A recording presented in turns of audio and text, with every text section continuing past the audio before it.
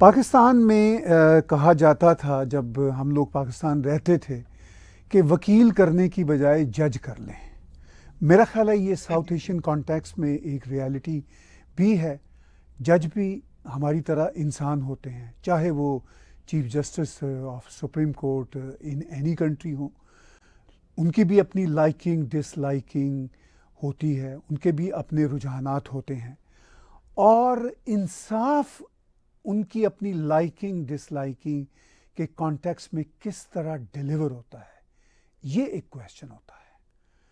लेकिन चूंकि वो एक बड़े ओहदे पे होते हैं, उनके इंसाफ का जो एक मामला होता है वो बहुत पेचीदा होता है, बहुत लोगों की तवक्कुआत होती हैं, और उससे तारीख बनती भी है, बिगड़ती भी है। आज हम बातचीत करेंगे एक लीगल और पॉलिटिकल एक्सपर्ट के साथ, जो ऑथर भी हैं, लॉयर भी हैं, अभिषेक मिश्रा जी, जो इस वक्त मेरे साथ कज़ाकिस्तान से जुड़े हुए हैं, जहां वो ब्रिटिश यूनिवर्सिटी इन कज़ाकिस्तान में पढ़ाते भी हैं, और छोटी उम्र में उन्होंने लीगल एक्सपर्टीज़, पॉलिटिकल कमेंट्री पर भी एक ग्रिप हासिल कर लिया। मैं उनका स्वागत करता हूं अलमाती कज़ाकिस्तान से। अभिषेक जी, बहुत बहुत धन्यवाद, आपने हमें वक्त दिया, आप हमारे साथ जुड़े। आपकी बातचीत हम दूसरे चैनल्स पे भी ऑन एंड ऑफ देखते रहे। आज हमारे लिए अच्छी बात है कि आपने हमें भी समय दिया। अभिषेक जी, ये बताइए कि अभी वेलकम वेलकम अभी पाकिस्तान में एक कंट्रोवर्शियल जजमेंट आया, चूँकि पाकिस्तान एक बहुत ही सीवियर पॉलिटिकल क्राइसिस से गुजर रहा है, और जजेस 3 जजेस के पैनल ने इलेक्शन करवाने के हवाले से बात की, लेकिन गवर्नमेंट ऑफ पाकिस्तान ने उसको रिजेक्ट कर दिया, उनकी जजमेंट को। उन्होंने कहा लार्जर बेंच बनाए। मैं इस हवाले से पहले पाकिस्तान से बातचीत आपसे शुरू करता हूँ, फिर उसको हम भारत के साउथ एशिया के कॉन्टेक्स्ट में लाएंगे। मेरा फोकस ये भी है कि क्या इंसाफ का जो तरीक़ाकार हमारे साउथ एशिया में है, क्या वो हमने बोरो किया हुआ है वेस्टर्न वर्ल्ड से, क्या वही एक मॉडल है? खैर, ये बात आगे चलकर हम करेंगे। पहले ये बताइए कि पाकिस्तान की ये जो जजमेंट है उसको आप किस कॉन्टेक्स्ट में देखते हैं, जो भी रिसेंट आई। पाकिस्तान की सरकार कहती है कि हम 3 लोगों के बेंच को नहीं मानते, और जज कह रहे हैं कि पॉलिटिशियंस आपस में मिल बैठे। सरकार ये कह रही है कि आप जज ही आपस में मिल बैठ नहीं पा रहे, तो आप हमें क्या नहीं कि क्या काबिल हैं। इस सिनेरियो को आप कैसे देखते हैं? नमस्ते। Thank you Tahir sir. It's an honour कि आपके साथ मैं शो कर रहा हूँ, क्योंकि आपकी शो को मैं पिछले 10-20 जब से आपने बिला तकल्लुफ शुरू किया था तब से आपको देखता हूँ। बहुत कुछ सीखा है हमने आपसे। सो मैं आपका एक तरीके से स्टूडेंट हूँ। और आपने भारत को जितनी आवाज दी है, भारत के लोगों को जितनी आवाज दी है, जो जो आपने अलग जगाई है, उसका तो कोई दूसरा सानी भारत में हो नहीं सकता। So it's an absolute honor from the bottom of my heart, sir, to join you. Coming to the question, मैंने आज ये 3 जज की बेंच की जजमेंट जो थी, वो उसको मैं ढूंढ रहा था कि ये जजमेंट है, तो मैं उस जजमेंट को देख लूं कि कोर्ट्स ने कहा क्या है, मगर वो मुझे मिली नहीं। तो अंततः मैंने फिर डॉन न्यूज़पेपर पे जाकर के उसको पढ़ा, जिसमें उन्होंने ये कहा है, एक डेट दिया है कि इस डेट पे इलेक्शन करवाइए, और पुरानी जो डेट आई थी गवर्नमेंट की तरफ से, उसको उन्होंने रिजेक्ट कर दिया। और उन्होंने ये भी कहा है कि इलेक्शन कमीशन को सारी की सारी हेल्प गवर्नमेंट देगी in order to conduct this election in Punjab province of Pakistan. Sir, ये इलेक्शन क्यों करवा रहे हैं? ये कहीं ना कहीं, बिकॉज मुझे नहीं लगता पाकिस्तान में इलेक्शन जो है वो एक सोल्यूशन है। पाकिस्तान में इलेक्शन को डेमोक्रेसी समझा जाता है। ये एक बड़ी फंडामेंटल सी प्रॉब्लम है जो पाकिस्तान के कॉन्स्टिट्यूशन से ही स्टेम हो रही है। आपने पाकिस्तान के कॉन्स्टिट्यूशन का यदि अध्ययन करें तो आपको कॉन्ट्राडिक्शन से भरा हुआ एक डॉक्यूमेंट दिखता है, जिससे ये बात साफ हो जाती है कि कोई भी यदि इस कॉन्स्टिट्यूशन के आधार पर जस्टिस देना चाहेगा तो वो एक अजीब सी जुडिशियल या जस्टिस के कॉन्सेप्ट को देगा। जैसे मैं आपको बताऊं, पाकिस्तान की कॉन्स्टिट्यूशन कहती है it is a Islamic Republic of Pakistan. Now अगर कोई एक और बच्चा जिसने की मास्टर्स लेवल की भी या ग्रेजुएट लेवल की भी अगर अच्छी लॉ की तालीम हासिल की है, तो आपको ये बता देगा कि ये जो रिपब्लिक है, इसकी कंडीशन ये होती है कि इसमें सोर्स ऑफ द पावर हमेशा लोग होते हैं, यानी कि पावर वहां के लोगों से, वहां की जमीन से जुड़ करके आती है, जो कि आप एक्सरसाइज करते हैं। तो इस्लामिक होना और रिपब्लिक होना एक साथ संभव ही नहीं है। या तो आप इस्लामिक होंगे या तो आप रिपब्लिक होंगे। Republic means the source of the power belongs to the people and the land of those people. Similarly जब आप कहते हैं constitution, so constitution as a document result हुआ यूरोपियन सोसाइटी के प्रोसेस ऑफ सेक्युलराइजेशन से। Secularisation एक क्रिया का नाम है, एक वर्ब का नाम है। सेक्युलराइजेशन कोई ऑब्जेक्ट नहीं है। सेक्युलराइजेशन अपने आप में कोई फ्रूट नहीं है, या सेक्युलराइजेशन अपने आप में कोई गोल नहीं है। Secularisation is a means to achieve a goal, and that goal is called constitutional governance. आप देखें कि यूरोप ने जब अपने आप को रिलीजन से अलहदा किया, पॉलिटिक्स जिसको वो डिफाइन करते हैं, पॉलिटिक्स का मतलब उन्होंने कहा law making, law enforcing and law deciding, ये एक्शन को उन्होंने कहा ये पॉलिटिक्स है। तो उन्होंने रिलीजन में से पॉलिटिक्स हटा दिया, और जो पॉलिटिक्स हटाया वो जो डॉक्यूमेंट बना, जो कि पॉलिटिक्स हटने के बाद बना, उसको कहते हैं कॉन्स्टिट्यूशन। अब मैं पाकिस्तान की कॉन्स्टिट्यूशन को देख रहा था, तो उसमें एक पूरा सेक्शन है जो कहता है Islamic provisions in constitution, article 200 के आसपास। उसमें यह लिखा गया है कि कोई भी पाकिस्तान का लॉ यदि कुरान और सुन्ना के अगेंस्ट में जाता है तो वो लॉ इनवैलिड है। तो आप बताइए, पाकिस्तान की एक समस्या ये है कि चाहे वो पॉलिटिकल कमेंटेटर हो, लीगल कमेंटेटर हो, या कोई भी हो, वो ये नहीं समझता कि पाकिस्तान में पावर सेंटर है कहाँ पे। अब 3 पावर सेंटर तो आपके कॉन्स्टिट्यूशन में है। एक पार्लियामेंट है, जिसको आप कह रहे हैं कि पार्लियामेंट के पास लॉ मेकिंग अथॉरिटी है, लेकिन उसकी लॉ मेकिंग अथॉरिटी एब्सोल्यूट नहीं है, क्योंकि उसको लॉ मेकिंग तो कुरान और क्या नाम है, सुन्ना के आधार पे करना है। अब कुरान और सुन्ना के आधार पे ऑलरेडी इतना फिक और स्कूल ऑफ थॉट मौजूद है कि उसके बाद आपके पास लेजिस्लेशन की कोई जगह नहीं बचती, अनलेस अनटिल कि आप कुछ रिफॉर्म करना चाह रहे हैं। तो अगर आपने ये कह दिया कि आपका कोई भी लॉ इस्लामिक लॉ से ऊपर नहीं हो सकता, तो फिर आपके कॉन्स्टिट्यूशनल जो इंस्टीट्यूशन है उनके पास कोई पावर नहीं है। बिकॉज कि जब भी कोई बाकायदा एक इस्लामिक कोर्ट की भी व्यवस्था की है, शरीयत कोर्ट अलग है, एक इस्लामिक काउंसिल कोर्ट अलग है, जो ये डिटरमाइन करेगी कि क्या जो लॉज हैं वो इन अकॉर्डेंस विद द सुन्ना और होली कुरान है। तो सर समस्या ये है कि आपकी कॉन्स्टिट्यूशन में जहां से चीफ जस्टिस साहब अपनी प्रॉब्लम, जहां से अपनी पावर को ड्रॉ कर रहे हैं और जिसको वो डेमोक्रेसी समझ रहे हैं कि इलेक्शन कराने से आ जाएगी, कुछ नहीं होगा। ये डेमोक्रेसी नहीं है। डेमोक्रेसी में इलेक्शन एक कंपोनेंट है, उसके और कई कंपोनेंट है जिसको इन्होंने फॉलो नहीं करते। डेमोक्रेसी का मतलब है कि all the human beings living on that land are equal, men women और एनीवन, दे आर इक्वल। अगर आप एक रिलीजियस डॉक्यूमेंट से गवर्न हो रहे हैं, तो आपका मेन कॉन्स्टिट्यूशन तो फिर वो रिलीजियस डॉक्यूमेंट है ना, क्योंकि आप कह रहे हैं वो supreme law of the land है। कॉन्स्टिट्यूशन होने की सर पहली कंडीशन ये होती है कि constitution is the supreme law of the land. अब यदि किसी कॉन्स्टिट्यूशन में ये खुद लिख दिया गया है कि ये supreme law of the land नहीं है, तो सर आप मेरे इस प्रश्न का जवाब दीजिए कि क्या वो डॉक्यूमेंट कॉन्स्टिट्यूशन है? नहीं है। उस डॉक्यूमेंट का नाम आप कॉन्स्टिट्यूशन दे दें, बट वो कॉन्स्टिट्यूशन नहीं है, क्योंकि कॉन्स्टिट्यूशन की कंडीशन है कि वो supreme law of the land. अब आप आइए कि ये जो जजमेंट है, इस जजमेंट से खाली क्या होगा कि एक और कॉन्फ्लिक्ट होगा बिटवीन कॉन्स्टिट्यूशनल फंक्शनरीज और between constitutional functionaries of courts and the executive body. Because there is, I don't think कि पाकिस्तान में इलेक्शन के हालात हैं। Election is not the solution. कोई गवर्नमेंट आएगी, वो गवर्नमेंट, और वैसे भी पॉलिटिशियन कौन से पढ़े लिखे होते हैं। तो जैसे इंडिया में कश्मीर में जब ये 370 के पहले 2.5 साल तक वहां पे वो था, गवर्नर राज था, इमरजेंसी लगी हुई थी, इमरजेंसी कह रहा हूँ, आर्टिकल 356 इन्वोक हुआ था, which is sort of an emergency provision. So क्या वह गवर्नेंस नहीं थी? Election is not governance. जिसका सोल्यूशन वो ढूंढ रहे हैं, वो सोच रहे हैं कि जमहूरियत जो है वो इलेक्शन से आ जाएगी। जमहूरियत होने के लिए जो 10-15 रिक्वायरमेंट है, उसमें इलेक्शन सबसे लास्ट की रिक्वायरमेंट है। पहले आप वो जमीन तो तैयार करें जहां पे जमहूरियत पनप सकती है। आप अपने कॉन्स्टिट्यूशन को ठीक करें। आपके कॉन्स्टिट्यूशन को कॉन्स्टिट्यूशन कहना कॉन्स्टिट्यूशनल थ्योरी, कॉन्स्टिट्यूशनल फिलोसफी का इंसल्ट है, क्योंकि वो उस किताब में खुद लिखा है कि ये supreme law of the land नहीं है।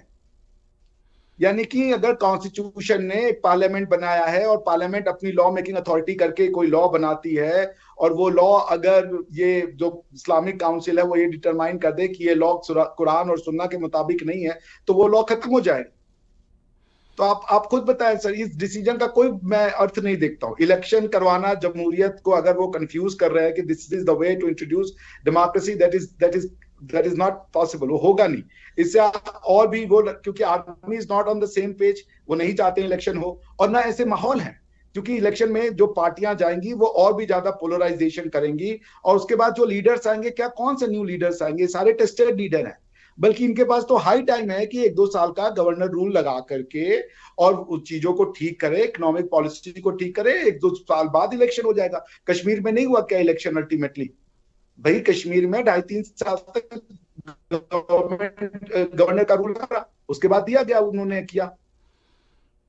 सो आई थिंक इस जजमेंट का अगर ये सोच ले कि ये कोई बड़ा लैंडमार्क है, डेमोक्रेसी को हेराल्ड करेगा पाकिस्तान में, I don't see any weightage in such judgments. इसका कोई फायदा नहीं होने वाला। जी, आपने बड़ी अहम बातें की। आपने कहा कि पहली बात तो ये है कि जो कॉन्स्टिट्यूशन है पाकिस्तान का वो क्वेश्चनेबल है, बिकॉज वो जुड़ा हुआ है एक और कंडीशन के साथ कि जो भी कुरान और सुन्ना की जो तालीमात हैं वो ऑन द टॉप है। चलिए, ये तो एक अपनी जगह पे बहस है और ये इम्पॉर्टेंट भी है इंटरनेशनल कॉन्टेक्स्ट में। मैं अब आता हूँ डिवीज़न की तरफ, जजों की डिवीज़न की तरफ। पाकिस्तान में इस जजमेंट से जो होना है वो तो होना ही है। इमरान खान को अरेस्ट करने के बहुत सारे वर्डिक्ट आए, मगर किसी पे भी अमल नहीं हो सका। अब इस पे कितना अमल होता है, ये जो सुप्रीम कोर्ट की है ये अपनी जगह पे है, मगर सुप्रीम कोर्ट इतनी बुरी तरह से पाकिस्तान में डिवाइड है कि जज आपस में एक दूसरे के साथ बहुत शदीद इख्तलाफ कर रहे हैं। पाकिस्तान के मीडिया के लोग भारत के एक सिनेरियो को बार बार कोट करते हैं। आपको याद होगा अभिषेक जी, प्रॉब्ली इन 2018 जब भारत के 4 जजों ने उस वक्त के जो चीफ जस्टिस थे दीपक मिश्रा जी के ख़िलाफ़ एक प्रेस कॉन्फ्रेंस की थी, और उन्होंने कहा था कि वो बहुत पोलराइज्ड कर रहे हैं भारत की सुप्रीम कोर्ट को। अब इस बात को पाकिस्तान में बहुत कोट किया जाता है और ये उसको एक प्रेसिडेंट के तौर पर लिया जाता है कि अगर भारत में ऐसा हो सकता था तो पाकिस्तान में क्यों नहीं हो सकता। आप उस इशू को कैसे देखते हैं, और कैसे देखते हैं कि पाकिस्तान में क्यों इस बात को कोट किया जाता है, क्यों उसको प्रेसिडेंट समझा जाता है? सिर्फ देखिए, ऐसा ये मैं ये कहूंगा कि जो पाकिस्तान में इसको जिस तरीके से ले रहे हैं वो कंटेक्स्ट कंपेरेबल है नहीं। अब जो मेरी यादाश्त है 2018 में यदि आप देखें तो जो ये रिवोल्ट हुआ था, वो रिवोल्ट हुआ था choice of judgements, choice of benches को लेकर के कि कौन सा जज कौन से मैटर को चुनेगा। तो वहां पे ये बात हुई थी कि अगर चीफ जस्टिस ऑफ इंडिया यदि एक पोजीशन है तो चीफ जस्टिस ऑफ इंडिया और उसके जो प्यूनी जजेस हैं, यानी उनके जो दूसरे जजेस हैं सुप्रीम कोर्ट के बेंच में बैठे हुए, उनके बीच में क्या रिलेशन है। क्या चीफ जस्टिस ऑफ इंडिया उनसे बड़ा है या चीफ जस्टिस ऑफ इंडिया उनके बराबर है? तो फिर वो सारे जज कह रहे थे कि chief justice of India is in no way superior to any of the sitting जजेस of the supreme court, he happens to be first among equal. ये उन्होंने थ्योरी दी थी कि वो फर्स्ट अमंग इक्वल है, इससे ज्यादा चीफ जस्टिस ऑफ इंडिया की कोई और जो आप कह लीजिए एडमिनिस्ट्रेटिव हायरार्की नहीं है।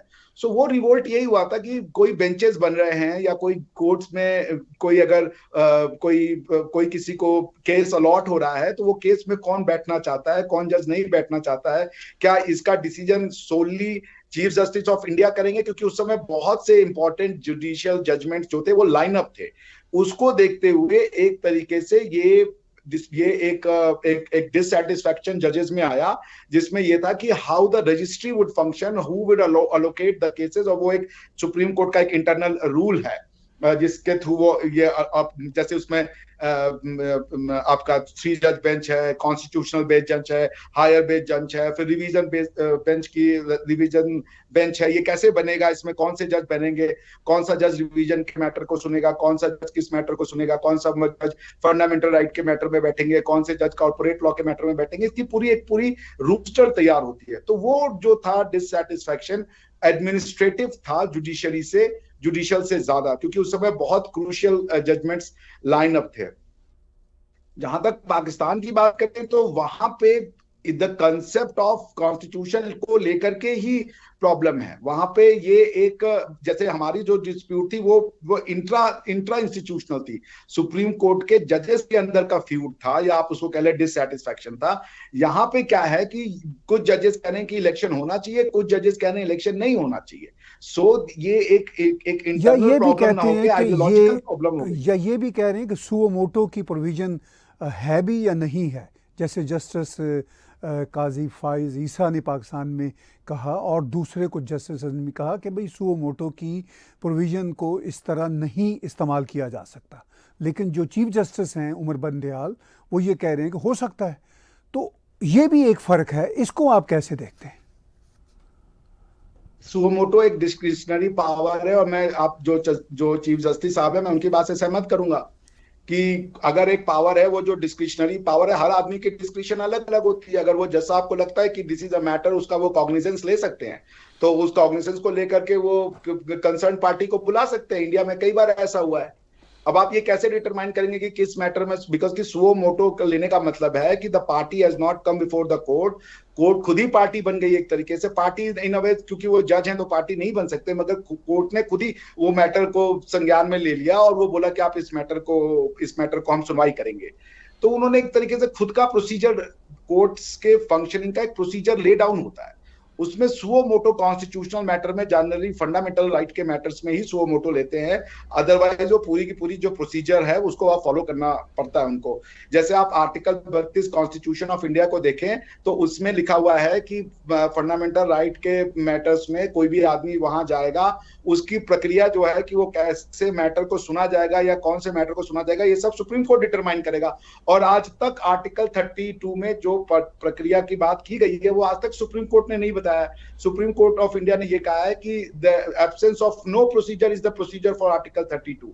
यानी हम क्यों प्रोसीजर बना दें? अगर कोई, मुझे लगता है कि कोई एक ऐसा मैटर है जो हमको इंटरटेन करना चाहिए तो हम करेंगे। Why should we straitjacket it in the form of procedural requirements? तो सुओ मोटो मेरे ख्याल से ये जजेस का डिस्क्रिशनरी पावर है। हर जज अपने हिसाब से चीजों को देखेगा। अगर वो चीफ जस्टिस है, उनके पास एक अथॉरिटी है, और अगर उनको लगता है कि सुओ मोटो कॉग्निजेंस लेना चाहिए तो लेना चाहिए। आई थिंक इसमें कोई डिफिनेशन नहीं हो सकता कि किसका सुओ मोटो लें, किसका नहीं लें। अगर उनको लगता है कॉन्स्टिट्यूशनल इंपॉर्टेंस है, फंडामेंटल राइट अगर वॉयलेट कर रहा है तो बिल्कुल लें। हाँ, वो ये इससे ही अवॉइड करें कि वो किसी तरीके का पॉलिटिकल डिस्प्यूट ना बन जाए।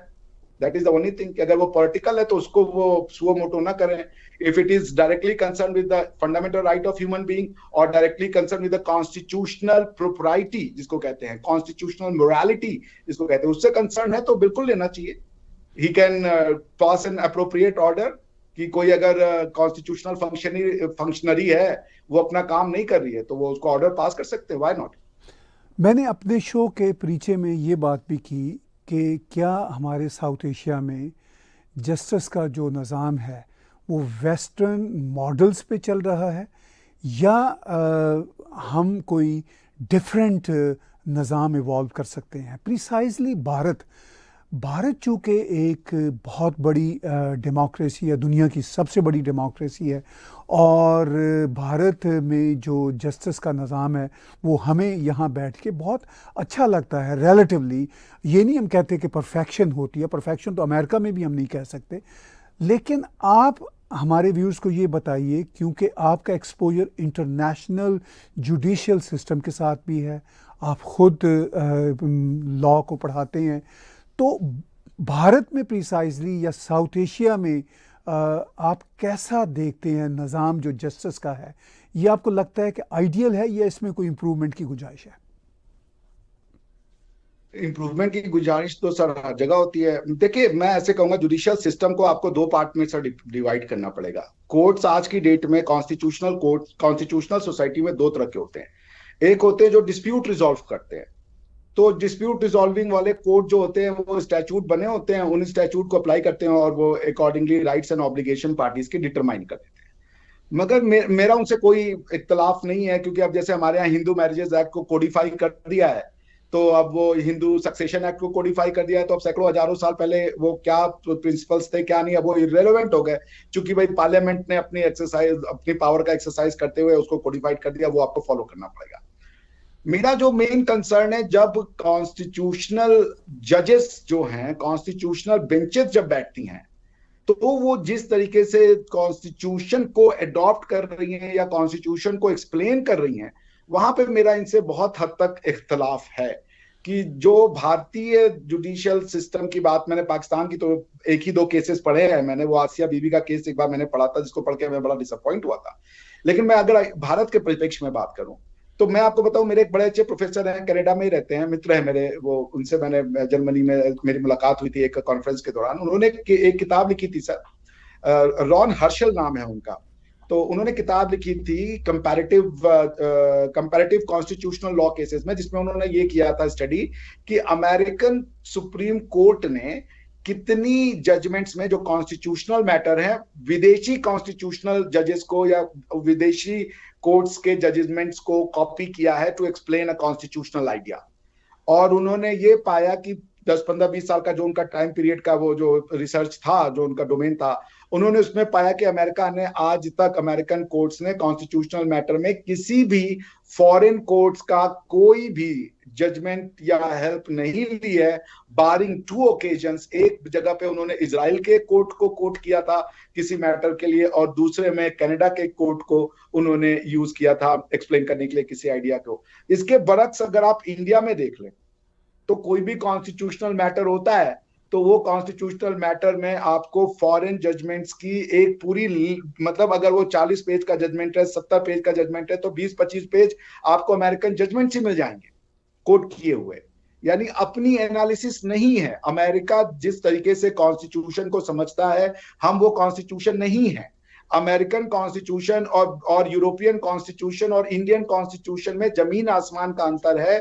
अगर आप ये देखें, American constitution is pure and pure agreement.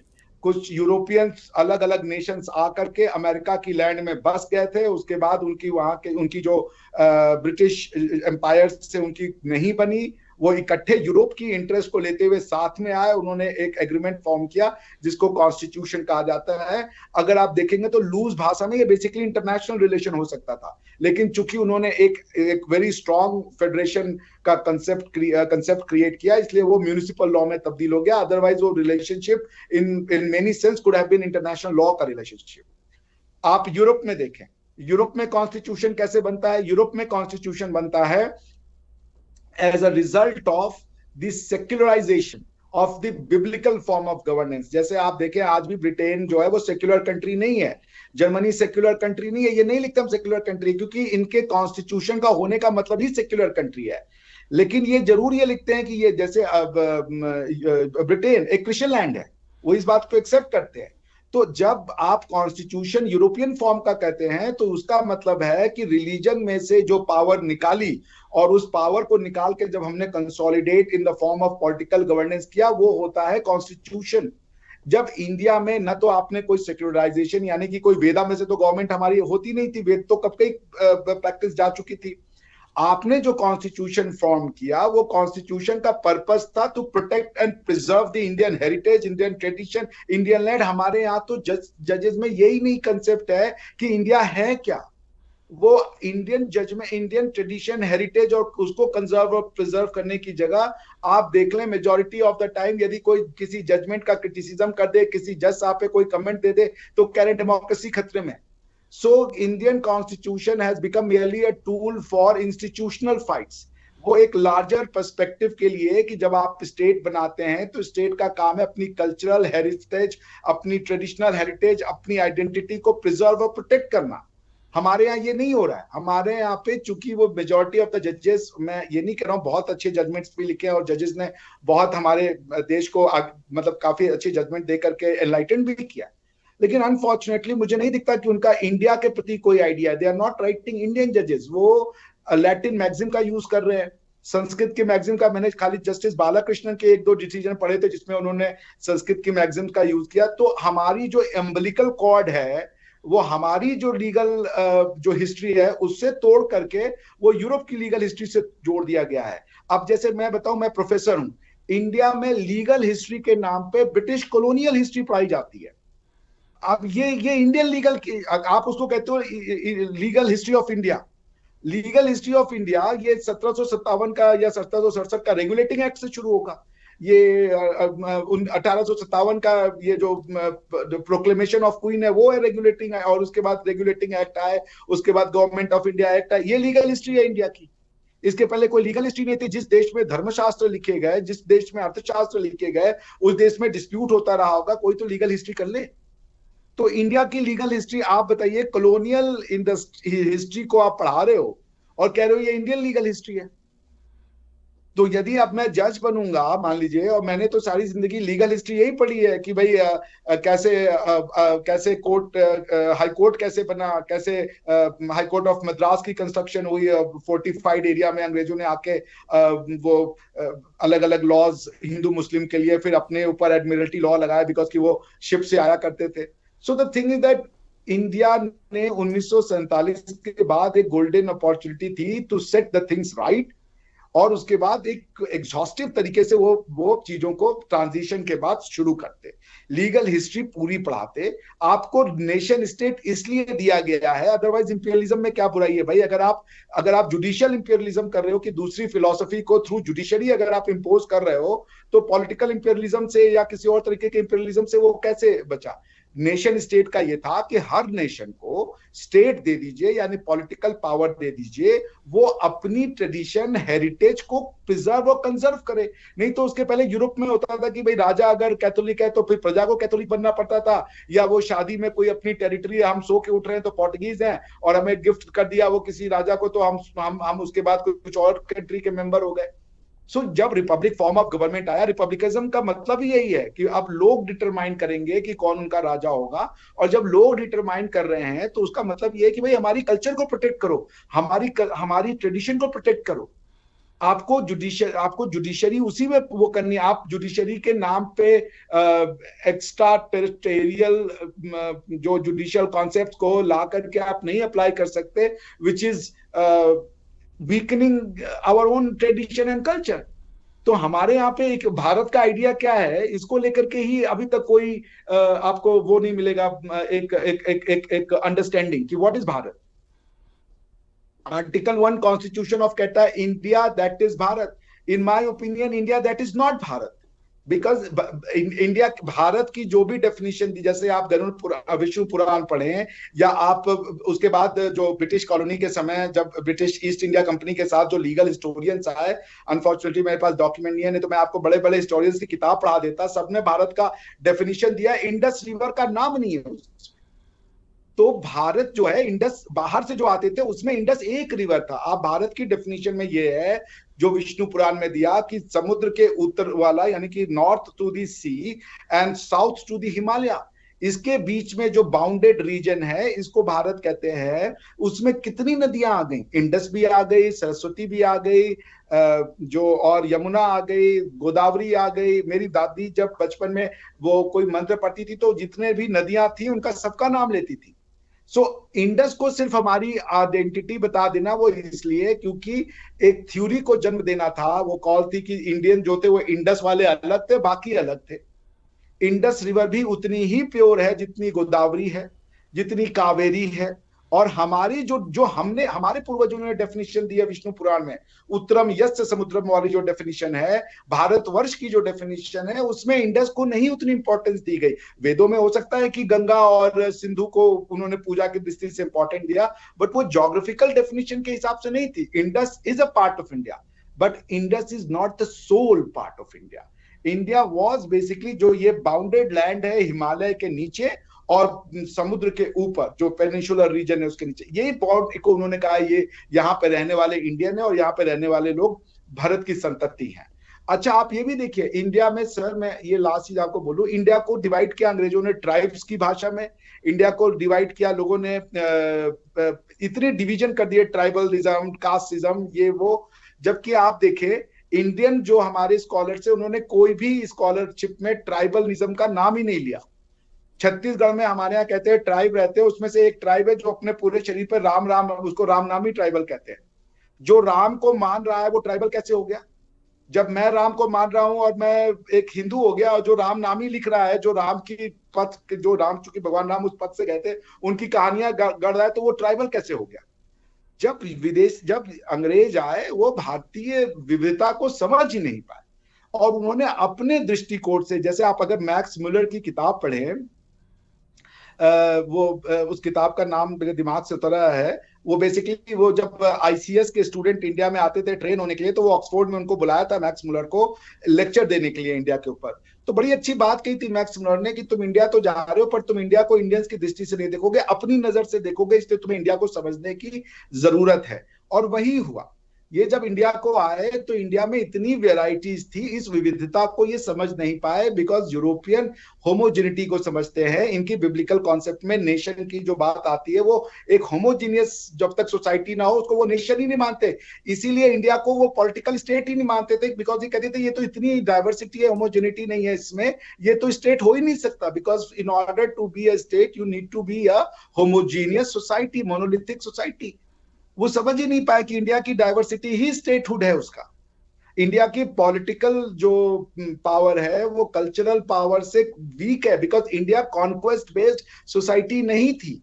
जैसे हमारे यहाँ जो लोग मुगलों की जो सत्ता है उसको इस बेसिस पे क्लेम करते हैं कि वो लेजिटिमेट है, कि कॉन्क्वेस्ट को वो पॉलिटिकल पावर का लेजिटिमेट सोर्स मानते हैं। हमारे यहाँ ये कभी नहीं था। हमारे यहाँ कल्चरल इवोल्यूशन जो था वो कंसोलिडेट किया इन the form of political power, जिसको राजधर्म कहा गया। तो राजधर्म किसी का भी हो सकता है, धर्म रिलीजन का कॉरेस्पॉन्डिंग वर्ड नहीं है। Dharma is a different concept than the religion. जैसे अगर राजा मुस्लिम है तो भी उसका धर्म वही होगा, राजा अगर क्रिश्चियन है तो भी उसका राजधर्म वही होगा, राजा अगर शूद्र है तो भी उसका राजधर्म वही होगा। जी, बहुत आपने जैसे कहते हैं इश्यूज को एक साथ टच किया और बड़े इंपॉर्टेंट है। मैं जो समझ पाया हूँ अभिषेक जी, कि जो कॉन्स्टिट्यूशन होता है किसी भी देश का, जो आप कह रहे हैं, उसके कॉन्टेक्स्ट में कॉन्स्टिट्यूशन सिविलाइजेशन के साथ जुड़ा होता है। लेकिन अगर हम भारत की बात करें, भारत इस वक्त दुनिया की एक बहुत ही थ्राइविंग सिविलाइजेशन है। उसमें हमें जो हमारा कॉन्स्टिट्यूशन है वो बहुत ही अजीज़ है, बहुत ही प्यारा है। मगर कहीं कहीं जो आप शायद कह रहे हैं कि एक कमी नज़र आ रही है कि वो डायरेक्टली अभी जो हमारी सिविलाइजेशन की फ़िलॉसफी है उससे पूरा कनेक्ट नहीं है। कनेक्ट है मगर पूरा कनेक्ट नहीं है। लेकिन जो प्रैक्टिस हो रही है लॉ की भारत में सोशल इश्यूज़ पर या पॉलिटिकल इश्यूज़ पे, वो वेस्टर्न सिस्टम से हो रही है। और जैसे जस्टिस हम किसी को देते हैं, किसी का कोई इकोनॉमिक इशू है वो कोर्ट में आ गया, किसी का कोई सोशल इशू है, फैमिली इशू है, या पॉलिटिकल इशू है किसी पार्टी का या पर्सन का, वो कोर्ट में आया और होते होते वो हाई कोर्ट, सुप्रीम कोर्ट तक गया, तो उसको हम वेस्टर्न जो यूनिवर्सल कोर्ट अनकोर्ट लॉज हैं उसके तहत डील कर रहे हैं। ये वो बातें हैं जो हम आपसे करते रहेंगे। लेकिन आखिर में आज की बातचीत में हमें ये बताइए कि क्या मैं सही समझ रहा हूँ कि आप ये कहना चाह रहे हैं कि जो नॉर्मल डे टू डे के इश्यूज़ हैं वो तो हैंडल हो सकते हैं जो लॉ का स्ट्रक्चर है इस वक्त वहाँ पे, लेकिन जो ब्रॉडर इश्यूज़ हैं उसके लिए कोई बड़े विजन की इंडक्शन की ज़रूरत है, उस बड़े विजन को इंडक्ट किया जाए। आप यही कहना चाह रहे हैं? Exactly sir. देखिए, जब मैं कह रहा हूं दो तरह के कोर्ट्स हैं सर, एक डिस्प्यूट रिजोल्यूशन वाले। कॉन्स्टिट्यूशनल कोर्ट डिस्प्यूट नहीं डिसॉल्व करता।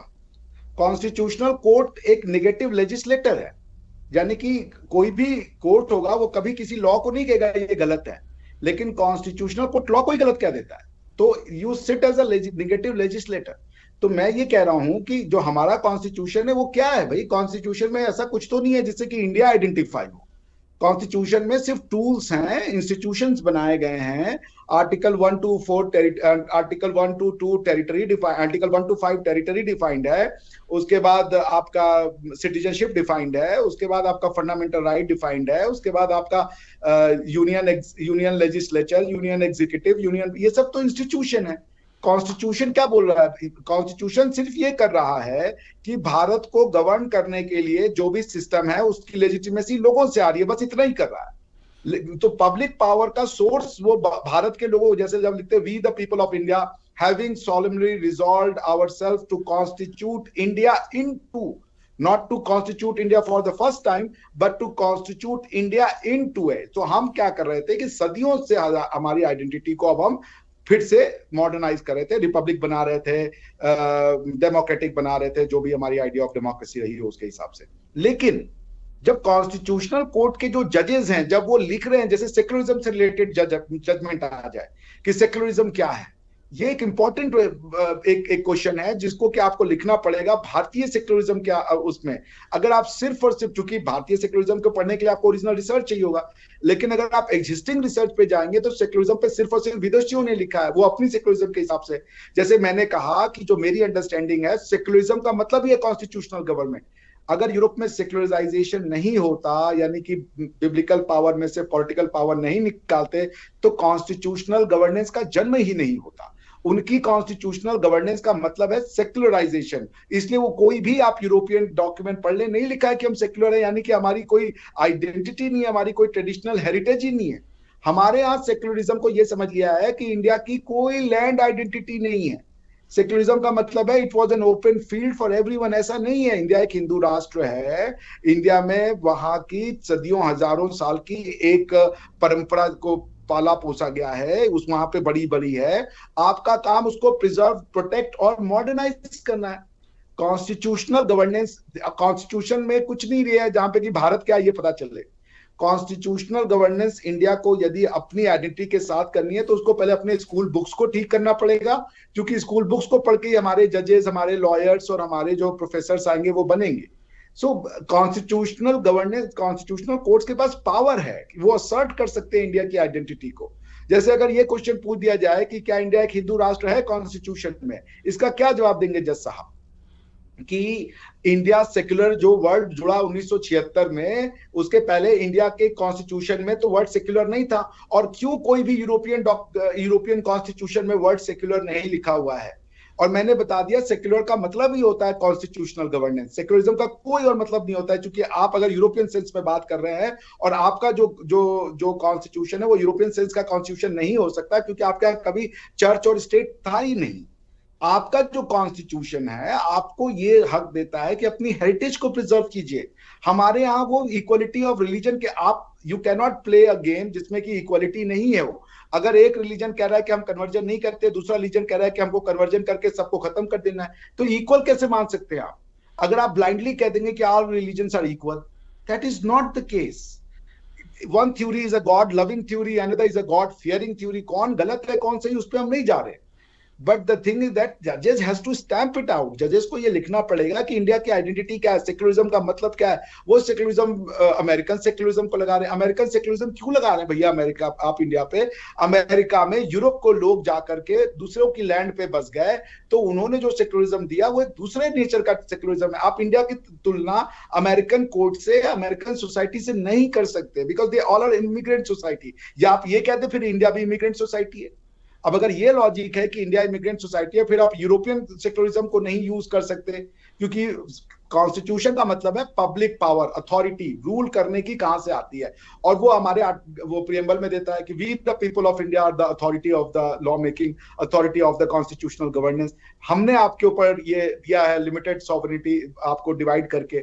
सो पॉइंट यही मैं कह रहा हूं कि जब आप कॉन्स्टिट्यूशनल कोर्ट हैं सर, तो आपको बहुत बोल्ड डिसीजन लिखने पड़ेंगे, which is preserving, protecting and which is conserving. आप इसको एक you can not derive the secularism की यूएस में क्या कहा और ब्रिटेन में क्या कहा, और या आपको ये बताना पड़ेगा कि इंडियन सेक्युलरिज्म क्या है। और जरूरत भी है कि नहीं है, क्या ये वर्ड ऐसा तो नहीं है, एक ऐसा वर्ड है जो आप नहीं, जैसे रिलीजन और धर्मा लोग समझ ही नहीं पाते, तो अब आप जैसा हम कहते हैं धर्म धर्म धर्म is a different thing, religion is an entirely different thing. आप ये तो करें ना, तो उसी तरीके से बताएं क्या सेक्युलरिज्म की जरूरत है हमें, क्या अमेरिकन सेक्युलरिज्म हमारे यहाँ लगेगा? Are we immigrant? क्या ये किसी और की लैंड है? तो किसकी लैंड है फिर? वो जिसकी अगर लैंड है वो कौन है? इस तरीके की थ्योरीज में जाने का कोई फायदा नहीं होगा। कॉन्स्टिट्यूशनल कोर्ट सर एक नॉर्मल जुडिशियल लॉ में, जुडिशियल डिस्प्यूट रिजोल्यूशन कोर्ट नहीं होती। कॉन्स्टिट्यूशनल कोर्ट एक नेगेटिव लेजिस्लेटर होता है, क्योंकि वो किसी लॉ को अप्रूव या लॉ को डिसअप्रूव कर रहा होता है, अनकॉन्स्टिट्यूशनल या उसको एक्स्ट्रा अल्ट्रा वायरस बता रहा होता है। जुडिशियल डिस्प्यूट नहीं परफॉर्म करते when you are acting as a judicial, when you are performing judicial review. ये बहुत बहुत सेक्रोसेंट काम है, और जुडिशरी की काम जो है वो प्रिजर्व और प्रोटेक्ट करना इंडियन हेरिटेज को है। बहुत बहुत धन्यवाद अभिषेक जी, आपसे बातचीत करके मुझे अंदाज़ा हुआ कि आपसे बहुत सारी बातें और भी हमें करनी होगी। आने वाले दिनों में बहुत सारे शोज़ आपके साथ करेंगे। ये बहुत ही इम्पॉर्टेंट इश्यूज़ हैं और इन इश्यूज़ पे हमें सोच विचार करना है। इन इश्यूज़ पे आप जैसे एक्सपर्ट से जानना है, ताकि हम भारत की जो नई राहें इस वक्त खुल रही हैं उनमें नए नए एवेन्यूज़ देख सकें। बहुत बहुत धन्यवाद।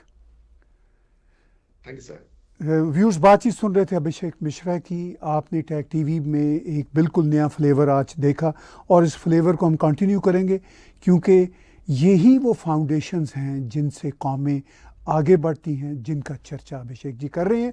टैग टीवी की आज की बातचीत मेरे साथ और अभिषेक जी के साथ देखने और सुनने का बहुत बहुत धन्यवाद, बहुत बहुत शुक्रिया।